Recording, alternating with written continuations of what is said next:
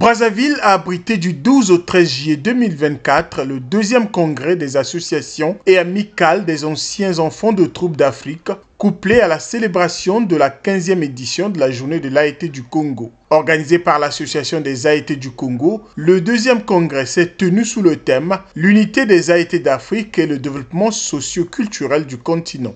Et c'est ici l'occasion tout indiquée pour moi d'adresser à tous les membres de cette équipe mes très sincères remerciements pour leur implication, leur clairvoyance et surtout leur écoute. Les travaux de Brazzaville découlent d'une préparation patiente et mûrie. Certes, il nous reviendra ensemble d'examiner et d'adopter les documents recteurs de la Fédération des anciens enfants de troupes d'Afrique.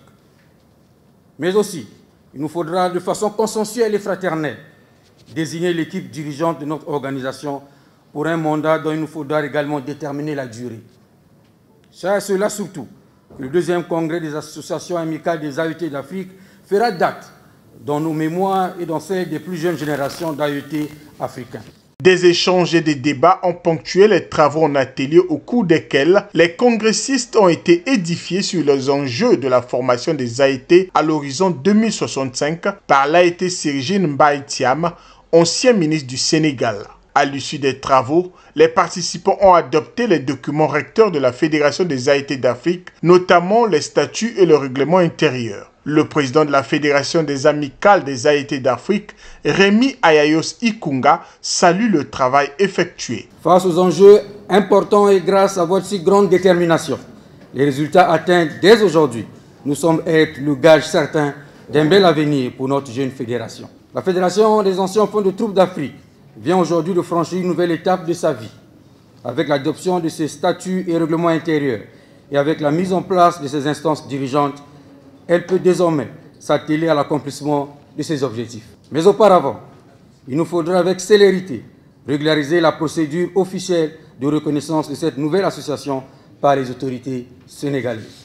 C'est seulement après cette nécessaire étape pour la légitimité de notre organisation et après une large consultation des présidents de toutes les associations amicales que nous convoquerons une grande assemblée générale à Dakar en vue de nous convenir et de définir le programme d'activité qui guidera notre marche commune à travers notamment un plan d'action budgétisé. Mais je puis d'ores et déjà vous rassurer que nous ne ménagerons aucun effort pour faire triompher partout sur le continent africain l'idéal et les valeurs des AET. Tout en insistant sur l'éducation, les participants affirment que ces rencontres contribuent à renforcer les liens qui existent entre les anciens enfants de troupes d'Afrique.